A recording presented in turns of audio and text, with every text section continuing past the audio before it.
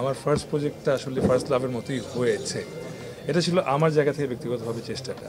তো script choosing বা যেগুলো আসলে এগুলো কথা হচ্ছিল ম্যাক্সিমামই আসলে আমার আর রাখির বসে ওর সঙ্গে ডিসকাস করে ওরও কিছু ইনপুট আছে যে ভাইয়া এটা এমন হলে ভালো হয়, এটা এমন করলে ভালো হয়। সো এত ইনভলভমেন্ট নীলা দিয়েছে এই প্রজেক্টে, দেখিয়েছে, যেটা আসলে সত্যি অতুলনীয়। ফার্স্ট লাভ বেশি মনে করতে গেলে বাসায় যারা ভাবি কিন্তু সব ইন্টারভিউগুলো দেখবে। ফার্স্ট লাভ, লাস্ট লাভ এগুলাই বিশ্বাস করা না করা আসলে এটা completely person to person vary করে না, যে ফার্স্ট লাভই আসলে রিয়েল আর কোনো লাভ রিয়েল না, এটাও হতে পারে। আবার অনেক অনেক সৌভাগ্যবান যাদের ফার্স্ট লাভই এখন সাস্টেন করছে, হ্যাটস অফ টু দেম। আমার ফার্স্ট লাভ সাস্টেন করে নাই, আমার ফার্স্ট লাভ আরও অনেক বছর আগেই আমাকে ছেড়ে বা আমিও তাকে ছেড়ে, এই গল্পে না যাই।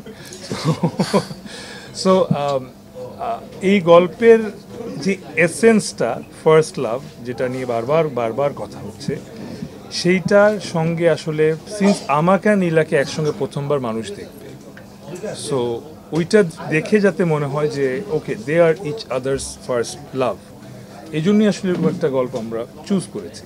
নীলা, if you want to add something.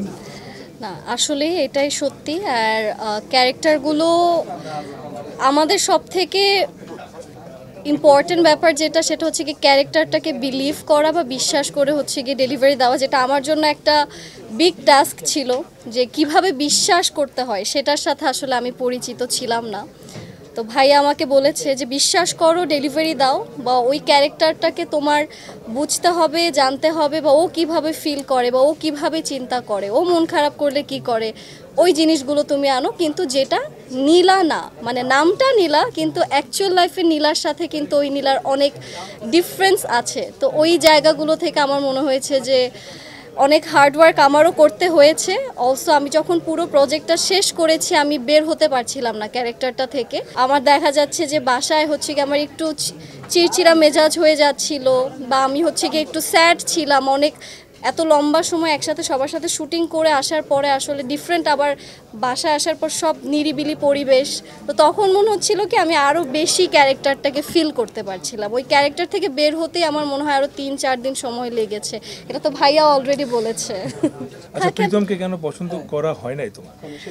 প্রীতমকে কেন পছন্দ করা হয়নি, কারণ আসলে আমার বাবা অনেক স্ট্রিক্ট ছিল, প্রীতমের পা ভেঙে দিত, তাই প্রীতমকে পছন্দ করা হয়নি।